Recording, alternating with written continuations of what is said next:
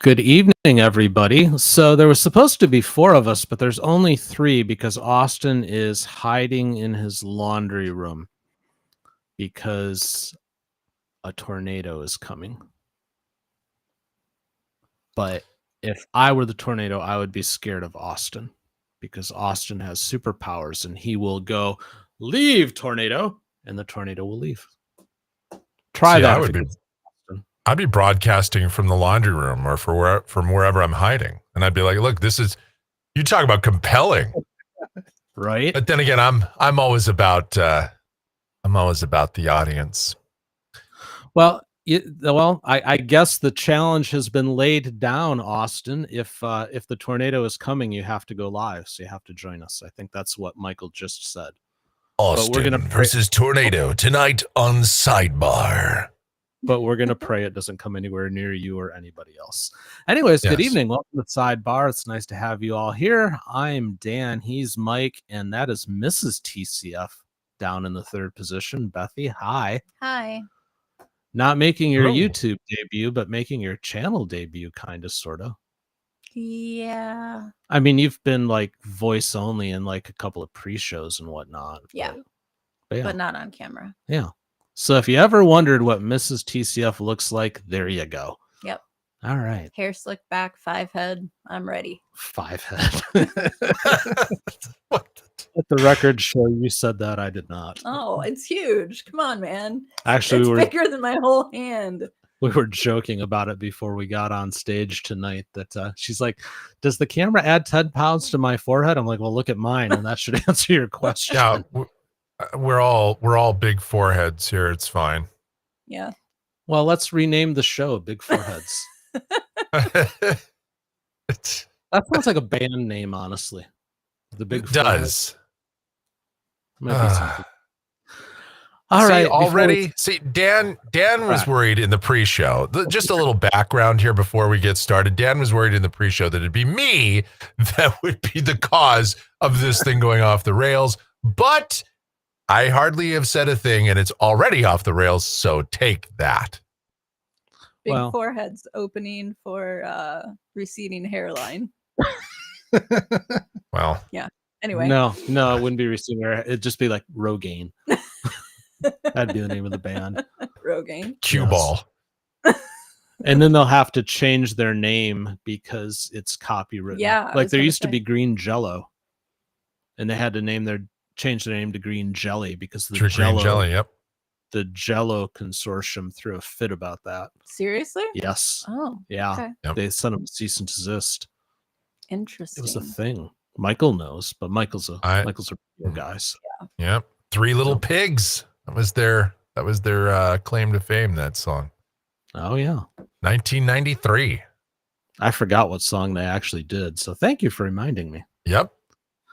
All right, let's get on with this thing. So this should be an easy one for us to discuss because we see it all the time, and that's judges acting as social workers. There is not a court in the country anymore that doesn't seem to be dealing with things that other departments of government or even outside of government, just other community support mechanisms should probably be dealing with, like mental health, employment, addiction recovery, housing instability, eating, having a cell phone and a laptop and a tablet, all these things that we've seen the courts offer and try to struggle with, that they probably shouldn't be doing in an ideal world, but they're doing them anyways. So the question becomes, is this working? Is this a good holistic approach and we just have to figure out how to do it better? Is it beyond the training of the courts and they should probably just stay out of it? Should the judges just stick to law? I mean, there's a lot of different directions we can go with this. But the first thing that comes to my mind, if I may start off the discussion, something that we see all the time, and I don't know that they're doing it on purpose, they're just kind of forced into the situation, is judges playing doctor. And I don't mean in the fun sense. I mean in the God. That would be a weird stream if we saw judges playing doctor. They hold up a doll, point on the doll. No, yeah. Okay, I'm sorry. Show me on the doll where the bad judge hurt you. I'm going to be No. giving you a pelvic exam. We'll continue. Oh, this didn't take long at all. Nope. Welcome to Sidebar, my love. No, but it's in all seriousness though, there's a lot of talk about medications. Like, what medications are you on? I'm ordering you to take this medication. Why aren't you taking this medication? And I don't believe for a moment that judges are any more qualified than we are to be making those kind of recommendations and decisions and calls and all of that. There are some judges that will say, only take medications prescribed by your doctor. But then I've seen others that are like, well, why aren't you taking this medication? You should be on this medication, especially like the mental health people.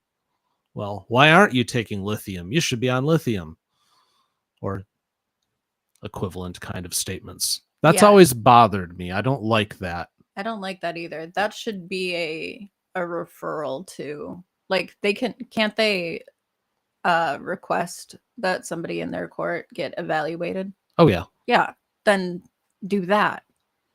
Well, and they often do, but there's also often the statements that come out of their mouth that is like, well, I'm ordering you to take this medication, or they question, well, why did you stop taking it? Why aren't you doing it? I want to see you doing this. If a judge is ordering people to take medication, I feel like that opens them up to a whole shload of lawsuits, but I've always questioned it. I don't know, you, Michael? Well, it's one thing if a doctor prescribes you something and you're not taking it, or you're not taking it as prescribed, and a judge says, hey, you need to be taking that as prescribed because your doctor said so. That's one thing. But when a judge is like, hey, listen, man, chill out. Why don't you take a Quaalude or whatever? yeah. When we've seen this so many times in various courts where a judge will say to them, hey, clearly you need to be on this medication or that medication, or why aren't you doing this? And it's like, well, they'll say, oh, my doctor no longer prescribed it, and said, well, maybe you ought to get back on that. Or I'm ordering you to seek this treatment. Now, again, if you're performing some sort of competency exam and you find that somebody's not competent and you refer them for competency treatment, that's one thing. Yeah. But it's that fine line, right? Because sometimes we have seen judges kind of overstep. So yeah, it's not just social worker, it's like judges. Now, is it because we have a problem in our justice system? We have a general problem with, on a broader scale, we always go down the rabbit hole in Sidebar, don't we? Because it's a bigger problem as a whole, that maybe we have a mental health issue in this country. We closed a lot of the mental health facilities many, many years ago.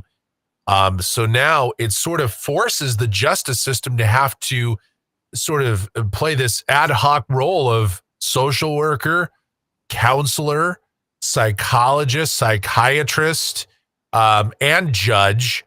It's like we're putting a lot of extra weight onto the justice system sometimes.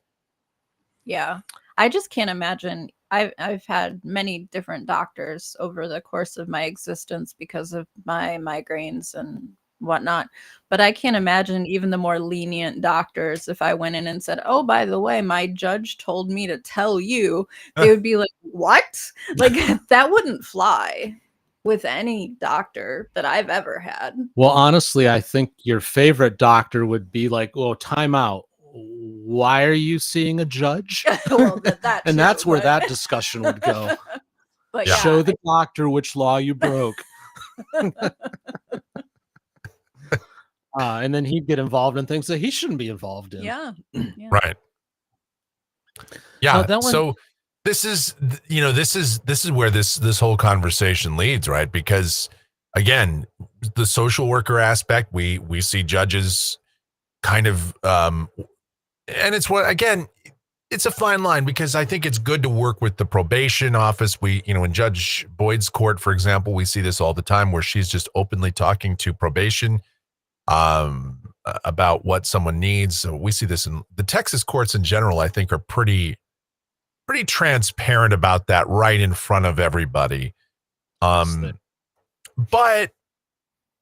sometimes it's almost like a judge will just kind of step over a little bit and say, well, it'll be maybe somebody a theft case, for example, and they'll not only put them in some sort of theft course, but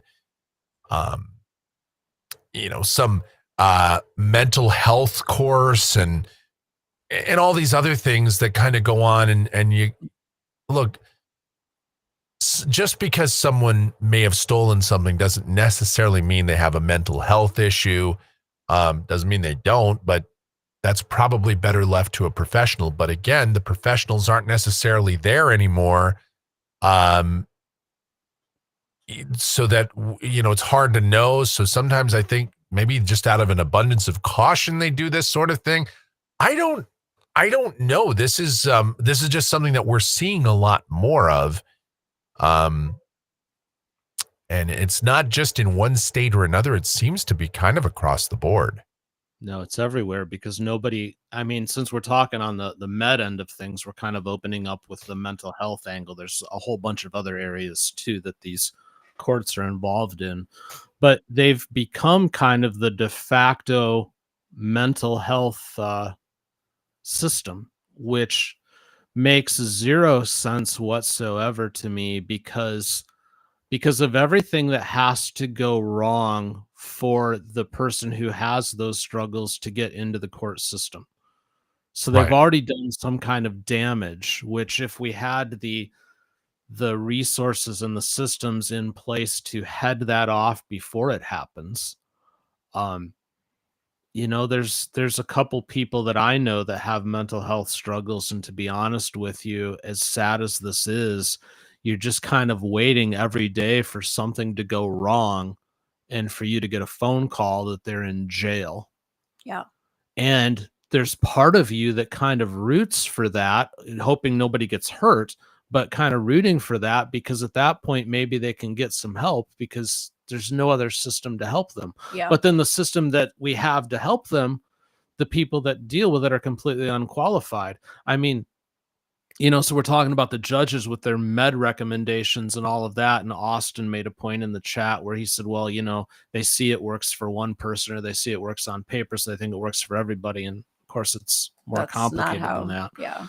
But and then they're making decisions on these people's futures that quite honestly with the resources that the court has is probably not going to be sufficient to get them fixed. That's a big problem. Because we've stripped everything else out. We already know there's a shortage of judges across like state and federal levels, and the backlog. We've all, I think, seen or heard this. It's been talked about pretty much everywhere. Yeah. How many thousands of cases does Stevens have in his little Jefferson County? Well, I think it's he says he has citizens.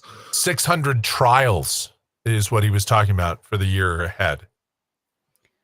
But talking about the judges playing social worker, my immediate thought was, well, couldn't there be a social worker that is assigned to each judge to help facilitate the parts that the judges really shouldn't be performing?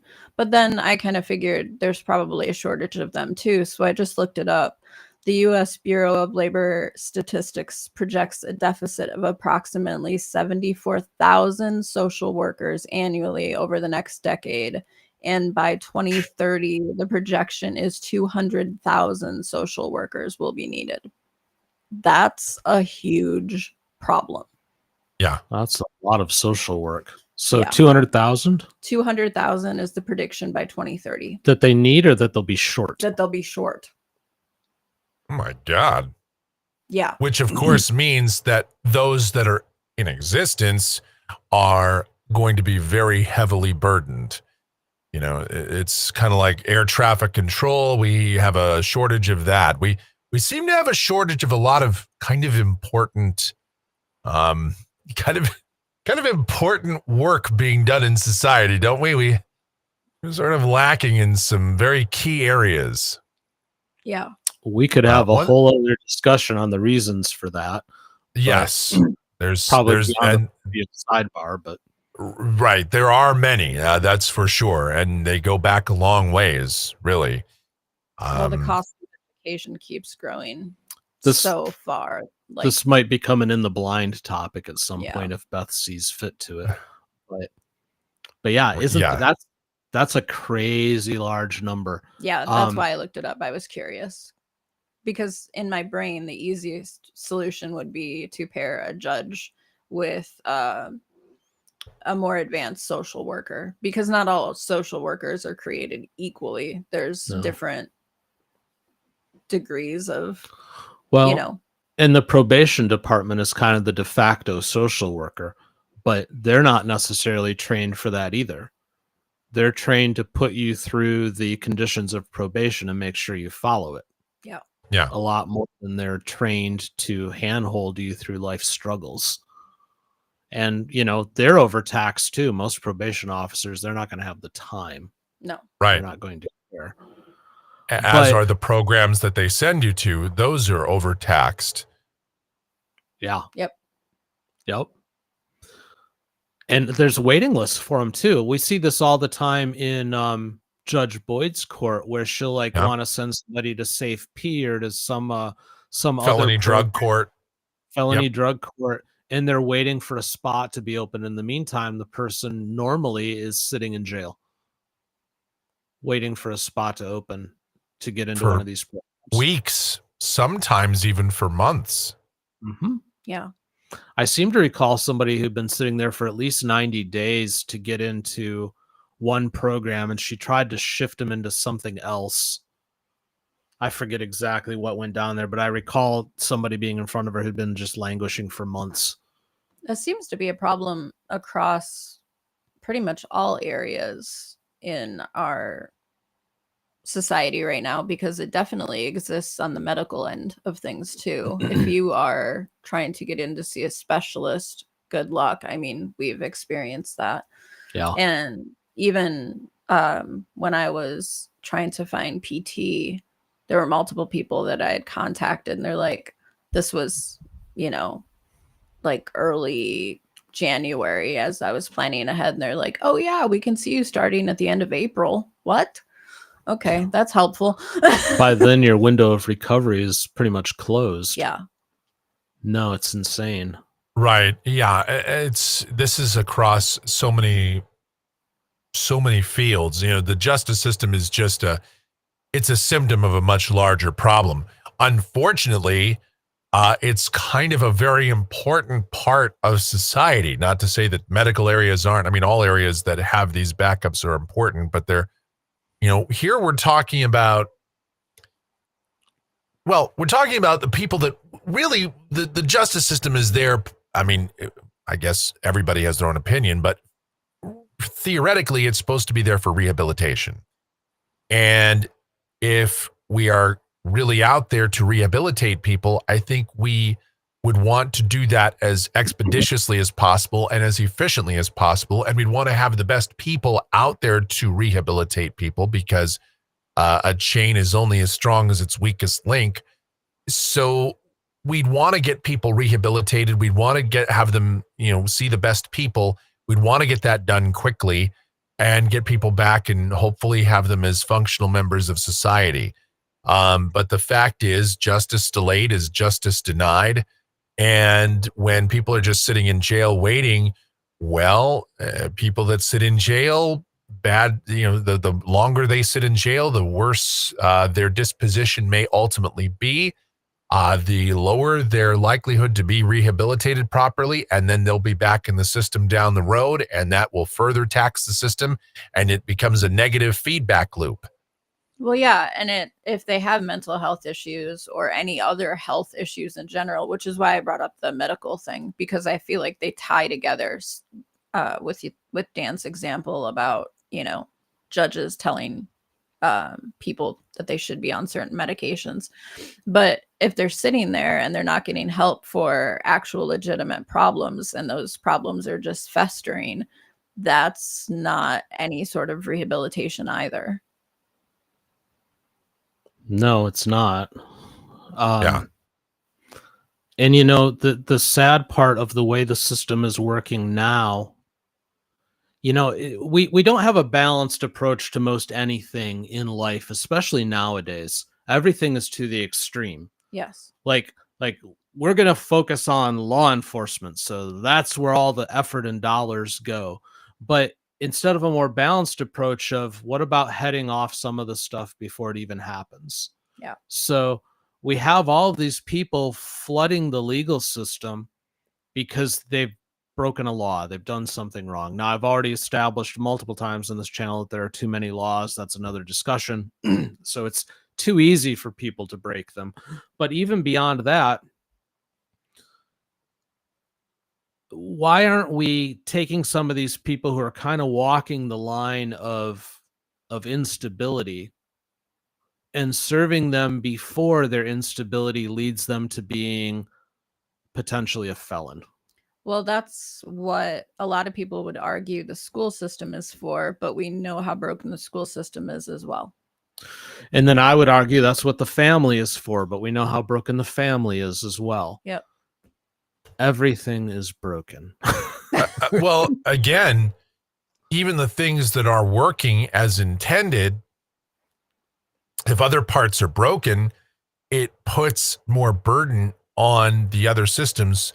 And when there's burden on them, they're going to become less efficient, and then things are going to start to slip through the cracks. So sometimes it's hard to evaluate exactly what's broken and what isn't, because even if one thing is broken, it can make everything else look like it's bad because, again, as I said before, you know, society or anything is only as strong as its weakest link. And you know, so is the family broken because education is broken? Is education broken because the family is broken? Is the criminal justice system broken because the family is broken and education is broken? You know, we can look at all of this and we can say, well, it all sucks, or we can try and maybe focus on one area and try and fix that. And I honestly, and I know we don't ever solve things here, but this is one case where I wouldn't even know where to begin to solve this. That's interesting that you say that, because the first thing that came to my mind, Michael, was you said, you know, there are some things that are working. Yeah. Name. Well, I'm trying to rack my brain right now to find some system that I can point at and go, yeah, that's functioning as intended. I don't know what it is. Well, again, it's hard for me to say that something is working perfectly right now because, again, since everything else is kind of broken down, and even the stuff that, look, I think there was certainly a time where our court system was more efficient. Let's put it that way. It may not have been perfect, but I'm just saying, I think there was a time where things were a little bit more efficient. But as we add more laws, as we open the door for more lawsuits and we become a more litigious society on the civil side, you know, all of this begins to really further burden that part of the system. And once one part is burdened, another part, you know, slows down.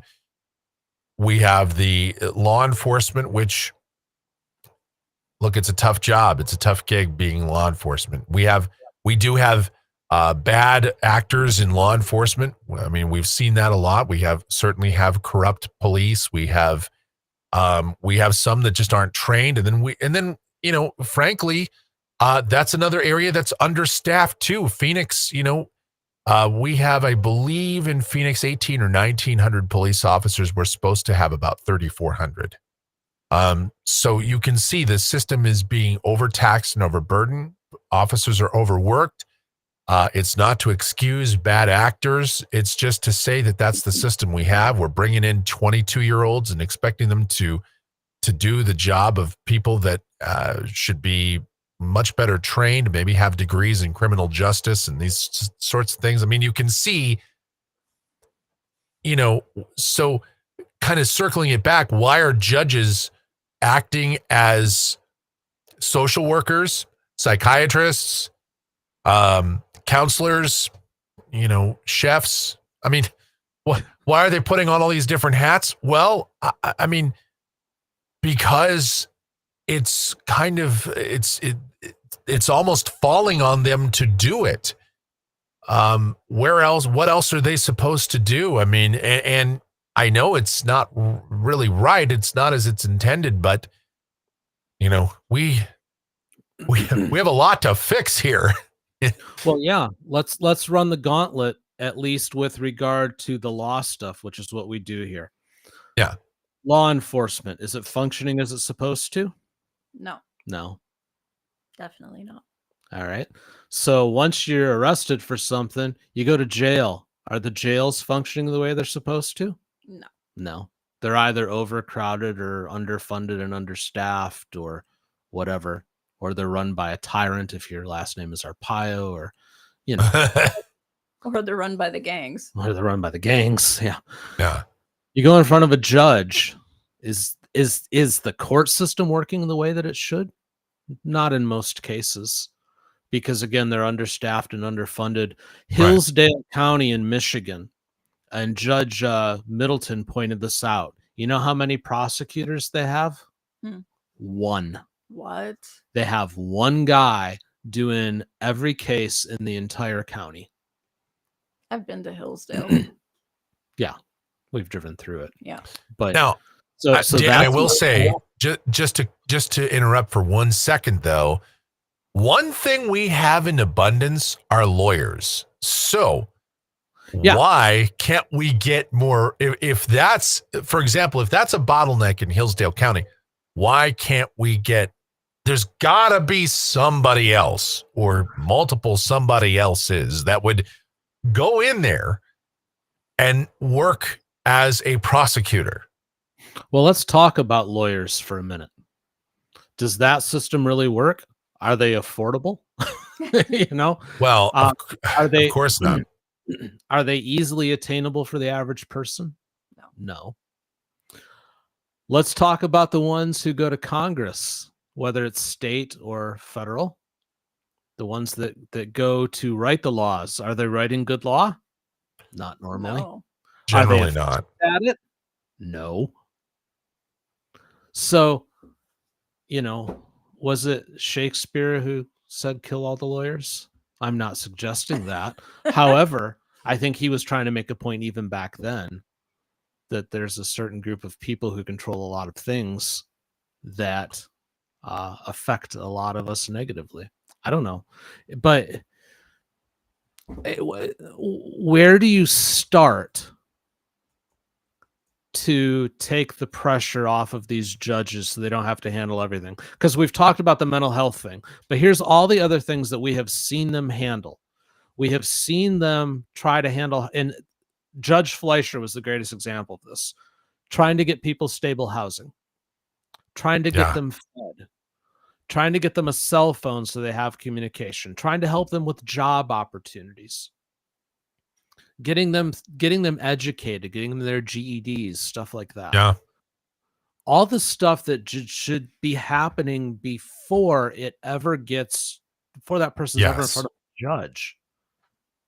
What is so wrong with our system? Besides everything, apparently, because we just agreed that everything that we just went through, it's all broken. I don't know what. And it's cool on earth too. Yeah, that's the amazing part.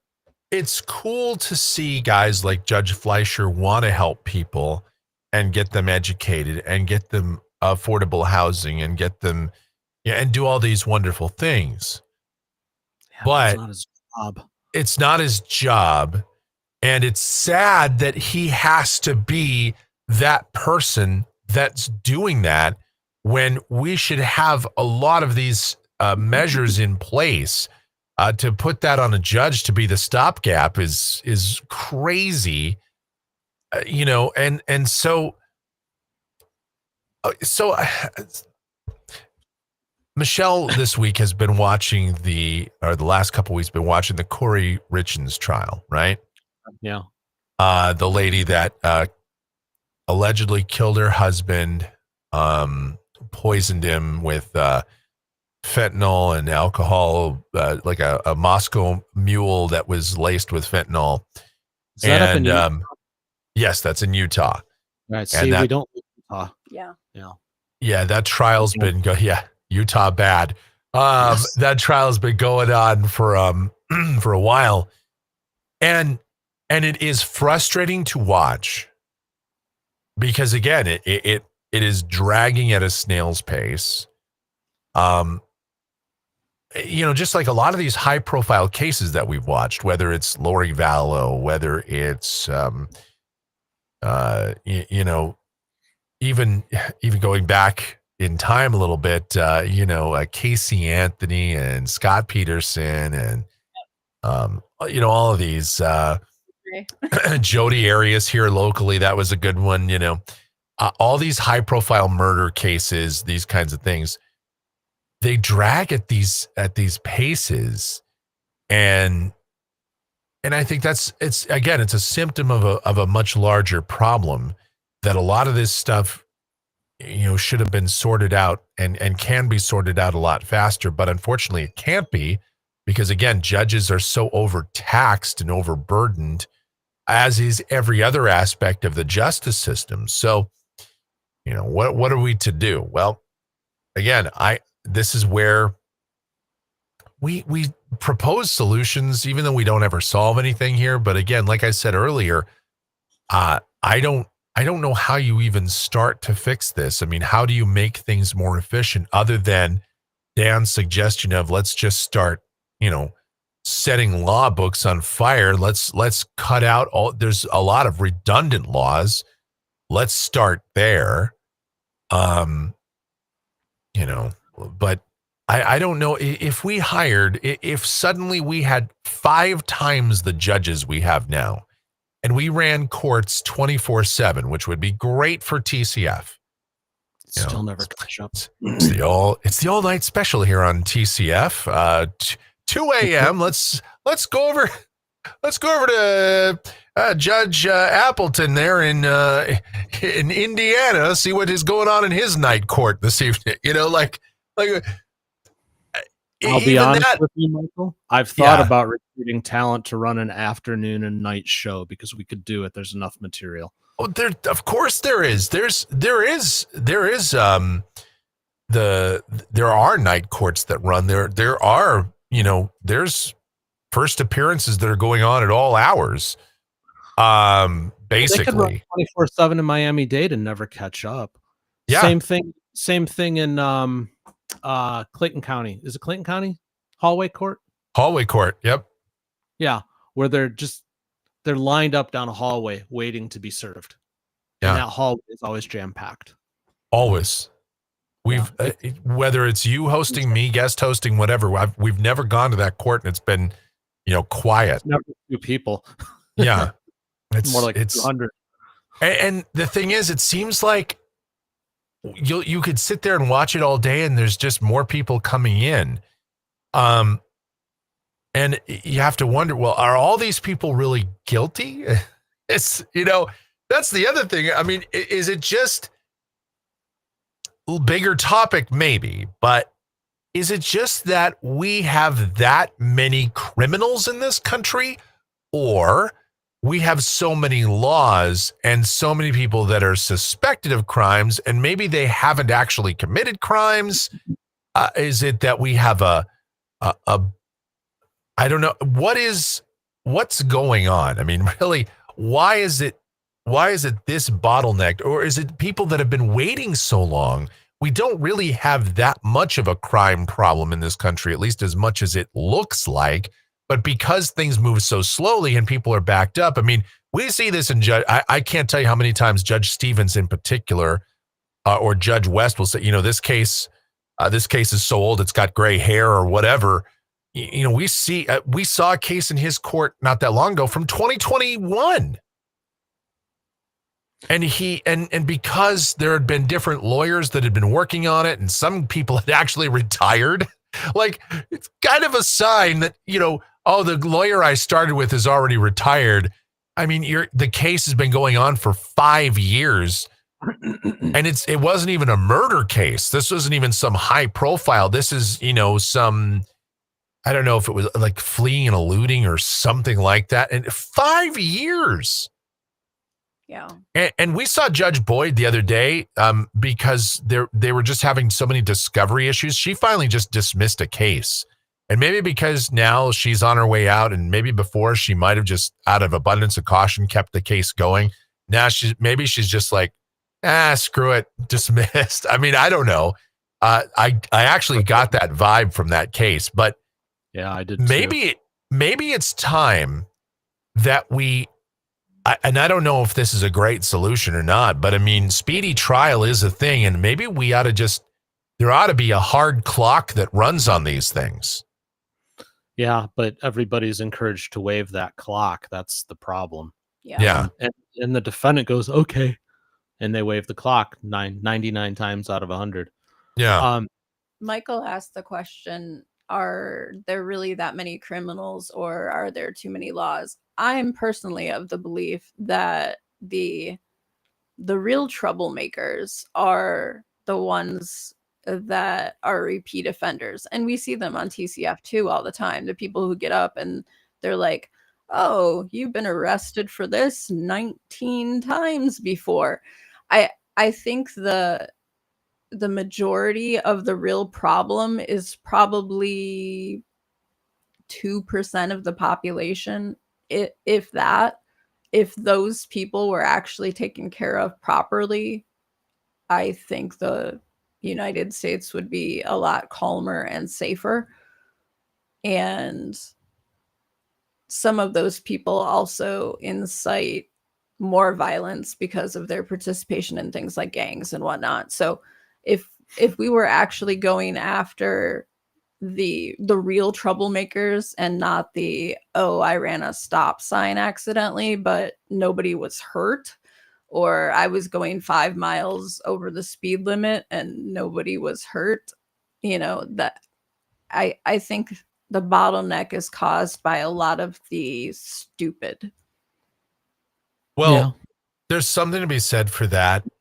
And also it's, today or yesterday, I think in Stevens, somebody had like 9 previous theft convictions, and we've seen that. We've seen even more than that. And repeat offenders, this certainly is a problem. And that's a common theme that we see on TCF. And again, we're not talking repeat offenders for,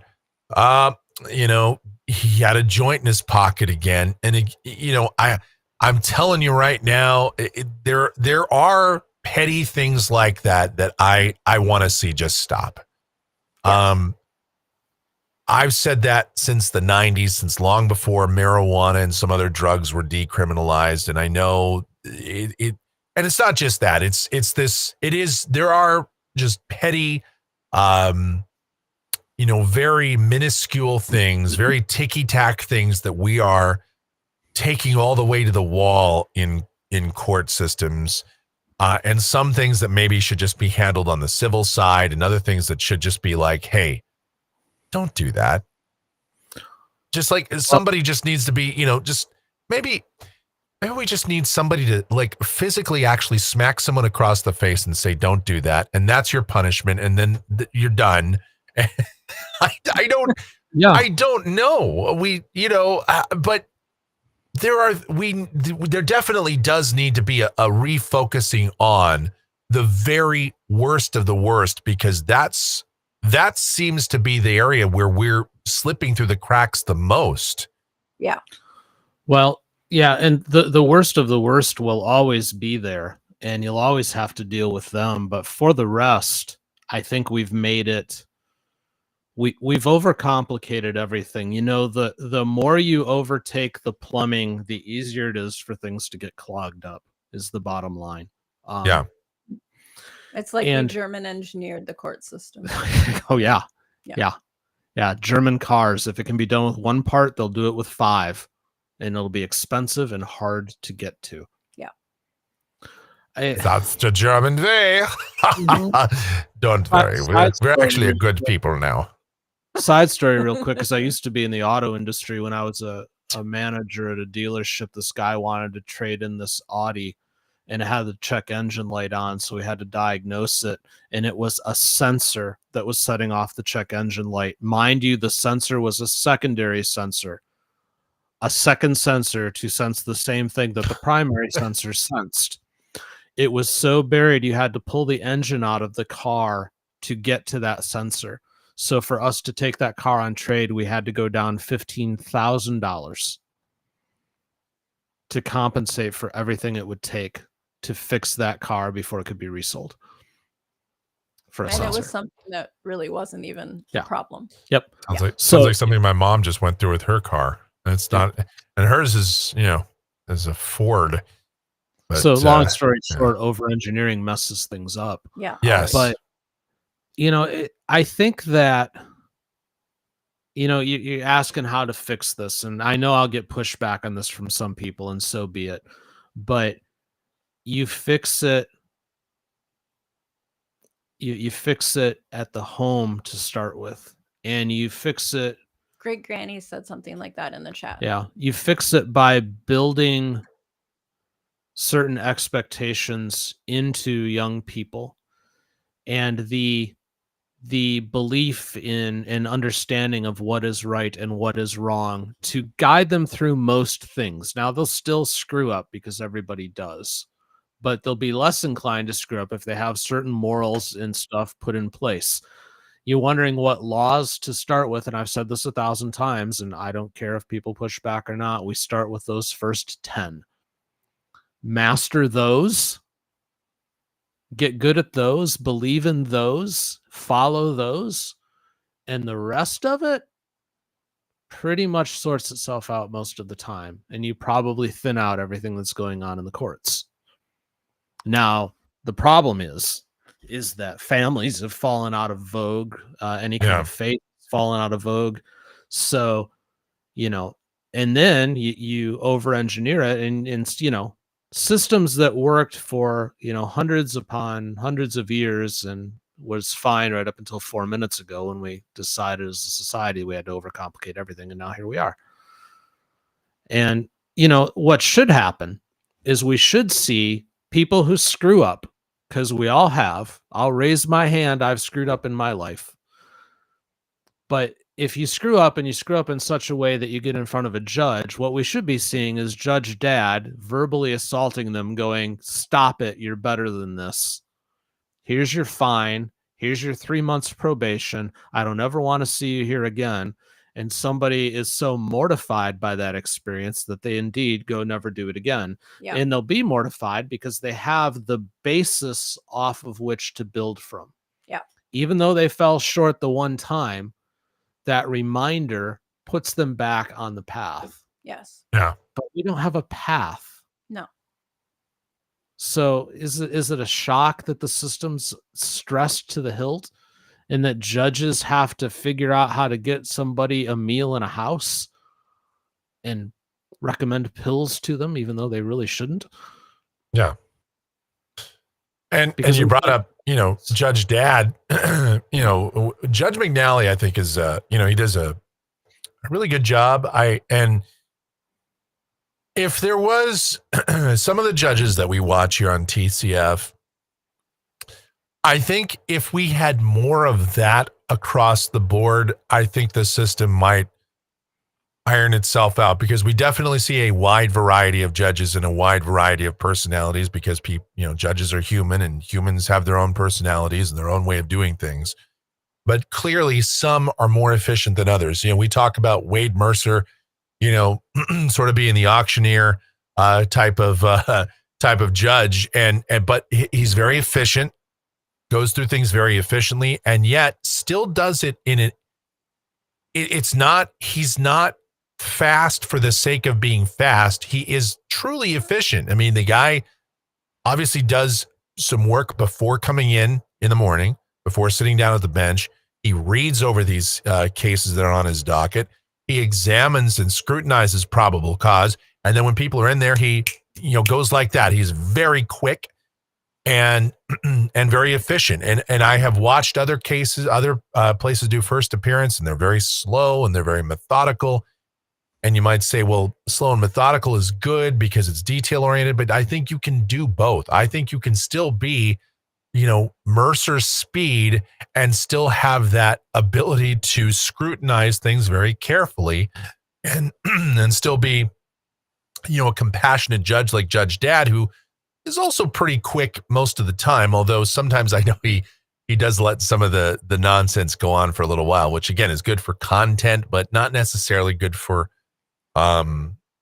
expedience. So but that's, I think, if I was to point to one very small way we could at least adjust the speed of things, that would be the way to go. And I know we're asking judges to probably work a little harder, but not exactly. I think it's not necessarily working harder, it's just working a little smarter. And I know maybe it's a little backseat driving on my part. Maybe it's, it's easy to say that about Judge Mercer because he's in a small county, Jackson County. But I know he handles stuff for the adjacent counties, Bay County and some of that. So I don't know. I guess it's one of those things where maybe I'm nitpicking, but I think these are just little things, and little things add up to make the system a little bit more efficient. Michael, we all need backseat drivers because often we're so blind because we're focused on what we're doing that we can't see what's really going on. Yeah. So I think it's totally valid for you to backseat drive and point out where things are broken. We all need that.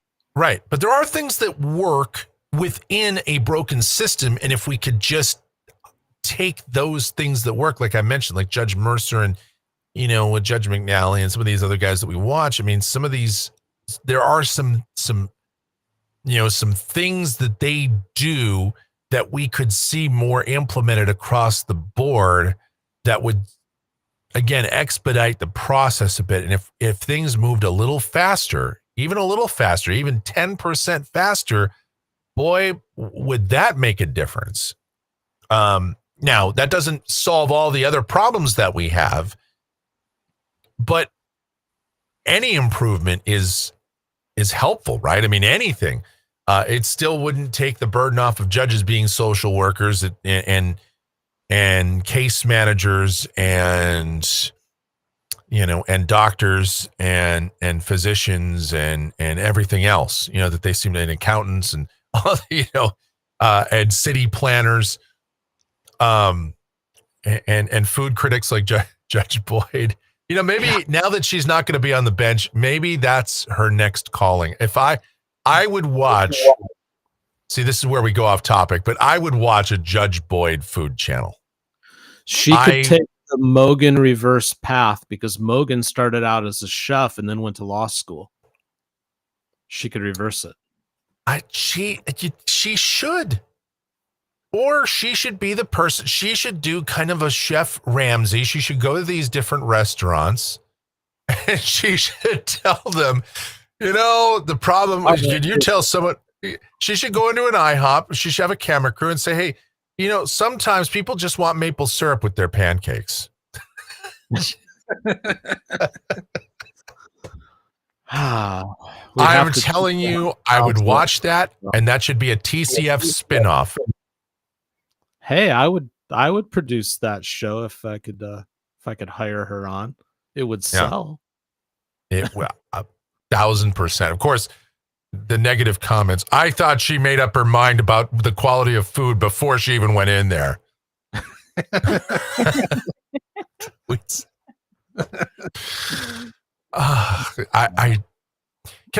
just, let me just weigh in on this. I just want to say this real quick because I wasn't here for this the other day, and I know you guys had a discussion about Judge Boyd and go for it. And we're in the last 10 minutes. Let it fall apart now. Yeah, well, this is kind of adjacent to what we're talking about because it's a specific judge and it's one that a lot of people have an opinion about. I saw the comments about Judge Boyd, and there were some positive ones, but I know there was a lot of negative comments when you guys talked about Boyd and what she does. And now, like anybody, nobody's perfect. You're not going to agree with anybody all the time. That's just life. We can always point out to some decision that somebody made at some point in their life, and we could label them as a bad person or a whatever because they did something that we wouldn't have done. And I have certainly criticized Judge Boyd a few times on certain decisions. That said, I think she is among the best judges that we watch here on TCF. I think that she listens. Are there times that she's got her mind made up maybe before everything has been played out? Yeah, I think so. I think she's a judge that, just like Mercer and some of these others that I talked about, she has read through the cases before she sits down at the bench that day, with the exception of sometimes there's certain facts of the case that she doesn't look at, and she says so intentionally. But a lot of the stuff she's read through beforehand.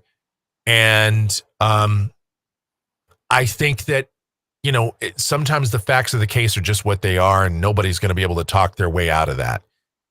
So I think she's a pretty good judge overall. And I think she's compassionate. I think she's fair. Any comments about, I saw one time she did this, or she's tougher on or she's easier on black defendants, which is a comment that actually was left on, which is BS. You want to point to examples. She called out someone for wearing a Black Excellence shirt in her court and said, what you're doing right now is not Black Excellence. I think if anything, she held people of color, particularly Black folks, to a higher standard. And maybe that, and some might say that's not fair, but we're humans, right? So I just thought that the heat that she got on the comments was out of place, just because she did something. And I think some of it was from people maybe that don't like when someone holds people to being accountable. And I think of all the judges we watch, outside of maybe Stevens, Judge Boyd scrutinizes the crap out of some of these stories that people tell in front of her. I think sometimes, she'll go with them, and sometimes she picks them apart and says, no, that doesn't make sense. And she holds people accountable. And I don't think, there are some people in our society that don't like to be held accountable, and they don't like to watch other people hold people accountable. And, if there's a strength that Judge Boyd has, that is it. It's she wants to get down to the facts. She wants to, tear a story apart and see if it's true or not. And that's what a judge should be doing, fact finding, and figuring out the BS, that's certainly part of what she should be doing, where, if something doesn't make sense, it's probably not true. We talk about what roles judges maybe shouldn't have. That's one that they should have. And that's one that I think she excels at. So, and it's sad that we're losing her. And it's even more sad that we're losing her to somebody that, made the statement that her replacement is somebody that doesn't think that courts should be open to the public on the internet, which is disgusting in itself. And that's probably another sidebar topic, but those are my thoughts on that. Oh, I would spend a whole hour talking about the Judge Boyd situation. We'll do it Thursday if you want. Sure. I'd totally go there.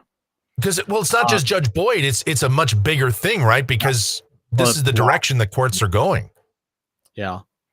No, the biggest problem with Judge Boyd, in my opinion, I don't find it to be a problem at all. It's a problem that everybody has with her, is that she holds people accountable. And we've had a lot of discussion in the chat tonight, hi, Lady Jax, about accountability. And you could relate it back to the courts being overrun and the judges having to do 1,000 different tasks because people are not accountable going into how they deal with their lives, so they end up in court. But that's something that she forced on everybody, was a level of accountability. And nobody wants to be accountable for anything anymore. You want to point the finger at somebody else. You want to blame everybody else for your problems. Yep. I have a hard time respecting that. And Mrs. TCF, you can tell me if I'm off base here, but I feel like here at the bunker, we are ultra super accountable from the simple fact that we work for ourselves. We have taken our future into our own hands, for better or worse. Yeah. And nobody makes us do anything. We have to force ourselves to do it. So because we've lived that life for so long, I have a hard time dealing with people who try to point a finger and go, well, I did this because X, Y, and Z happened, and this guy did this to me. And that's the kind of BS that Boyd just does not take. Right. And I respect that. Now, I agree with you, Michael. I've called out several things that I've seen from her, and I'm like, nope, don't agree. Got a big problem with that. Well, we watched, this is a little bit of a sidebar on sidebar, but we watched that documentary. What was it called? Brain Fog. That happened in Texas. We just finished it a couple nights ago. Oh, Love and Death. And the whole premise of that was that this woman snapped because of an issue that she had with her mother when she was 4 years old. Yeah. And that was the premise of why she killed someone. With an axe. With an axe. Hacked this other lady apart with an axe.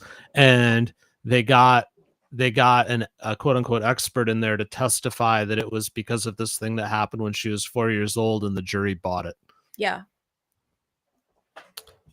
Wow. Yeah.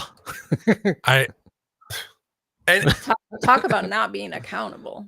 And do we know that this thing that happened to her when she was 4 actually happened, or is this just something she said happened?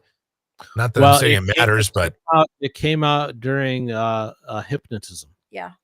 So this is actually a case that happened in the early 80s. It's Candy Montgomery. You can go look it up.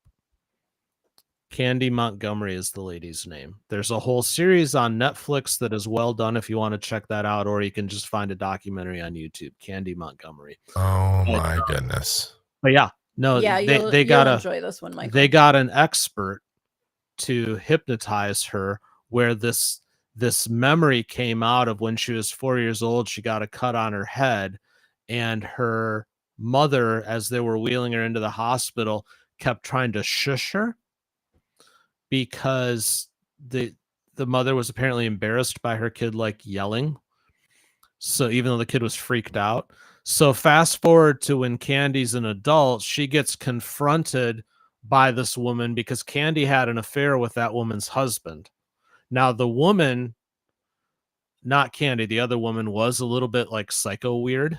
Yeah. So she had problems too. Yeah. She had mental issues, but basically what happened is, according to the hypnotist and the story that Candy told, at one point the crazy lady went shh to Candy to get Candy to shut up, and then that triggered this memory for when she was 4 years old and caused her to hack this lady up with an axe. And the jury's like, yeah, that checks out. Yes, makes sense. So yeah. Okay, so we'll just accountability. for sidebar, I'll make a rule, just like on In the Blind. If it happened before 1980 and before, it's probably stupid. And my God, what? I don't even know what to make of that. That's watching that one and believing that, yeah, it actually was real and it wasn't just like dramatized for Netflix. But no. It was real. After we went and watched the Netflix limited series on it, I went which was quote unquote dramatized. It was actors, but I actually went and watched a couple of actual documentaries on it, and yeah, pretty much everything checked. Yeah. So they followed the real story. Messed up. Man. That's fantastic. And they all went to church too. Let me throw that out there. They were all active in their church. So yeah, that's the other thing. I mean, you hear me talk a lot, and it's because of who I am, and if it offends you, sorry. But I talk a lot about faith in God and having morals and ethics and stuff like that, but you don't often hear me talk about the church, because I'm Yeah. not a huge believer in the church right now, because they're broken beyond belief. That church was super friggin' broken, Yes. because they were having affairs and everything and killing each other, and yeah, Well, and a pastor that they yeah. hated and were talking about behind his back, and man. the pastor actually threw the dead woman under the bus, saying like, yeah, she was a prickly woman, it doesn't surprise me. Well, she was just evil, and Miss Candy was just letting the demons out. Oh, there was a lot of places for the demons to escape. What was it, 40 some whacks with Oh the my, Yeah. yeah. that's like Jody Arias with the 27 stabs and a gunshot. Got to air that body out, man. Yeah. Wow. Escapes. Yeah. It's like the medieval times and the leeches. Medieval times. Yeah. Sorry. Yeah, and then more in the blind, but there's more in the blind than you're getting your shows mixed up. Yeah. This is we're side blind. This is like a cartoon crossover. This is In the Blind meets Sidebar. It kind of is. Yeah. I mean, we have to put on camera now for In the Blind. Well, didn't we talk about the what was it? Was it a chicken? Yeah, it was the chicken that that they used to predict if someone was lying or not. Was it lying or crazy or what was it? Yeah, but no, it was like an illegal sense that if the person was like not telling the truth, that the animal would respond. Again, this is all like Middle Ages. How did that go? If the chicken pecked out your eyes, you were telling the truth? I think it had to do with eating like its seed, but either way, like eating grain. its seed means a couple of things. Yeah, no, I know. I just corrected myself and said grain, but okay. Anyways, that means two things. It does. Well, I think we've totally destroyed this topic now, but that's okay. Yeah. Yeah. Well, I mean, look, wouldn't be Sidebar if we didn't do that, and I'm living up to my reputation. Except I want to say I don't think it was me that completely derailed this time. No, it was Beth. Let's go with that. Yep. Let's go with that. Next time, can we talk about all the laws that the drunk moose broke when he fell down the stairs? That would be a crossover episode. Okay. Yeah, we can consider that. But yeah, Michael, do you want to use the Judge Boyd thing as a launch pad for Thursday? Yeah, because I think we can. There's a lot of ways we can go with that. It's not just a Judge Boyd topic. It's a broader comment on the legal system and Dan, I think it kind of springboards nicely into what you were talking about on the live show today and what we've been talking about in the pre-show and off air about threats and all of this about rebroadcasting courts and all of this other stuff. So I think it's actually it's a topic that has a lot of different angles that can be taken. All right. Well, you heard it here first then, everybody. That's what we're going to talk about on Thursday. It's called the tease. I know, right? But any final thoughts on tonight's topic, Beth? No, not really. I think we pretty much covered it. By the way, I did look it up. If anyone was curious, you were right. It was Shakespeare, and it was from Henry VI. I couldn't remember what play. All the lawyers. Yeah. Yeah. Yeah. I took a Shakespeare class in college. I remember you told me. Yes, and the instructor was kind of a little bit of a crazy lady herself, but she had a 3-year-old, and the 3-year-old, and she made us very aware of this all the time, that the 3-year-old referred to it as cake peers. Mm-hmm. So 3-year-old liked to read cake peers. Michael, final thoughts? Well, as usual here on Sidebar, we did not solve anything. We did go off topic, and we did our best. to solve a problem, and but unfortunately, I think we just wound up with more questions than answers. I would argue, and I'm sorry if this sounds arrogant, it's not meant to be, but I would argue that I've solved the problem. The problem is nobody's interested in the solution. So there you go, I think. But what are you going to do? Yeah. Such is life. So we'll talk again on Thursday, and we won't solve that problem either. And Beth, you knocked off the rust really good. It's been a while since you've been on camera. You did great. So thank you.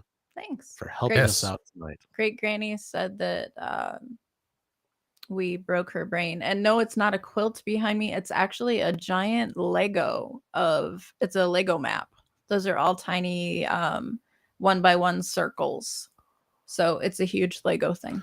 You might not have been on the pre-show when I showed that. If you remind me tomorrow on the pre-show, I'll pull it up and you can see the whole thing. Yeah, it's the Lego world map. Yeah.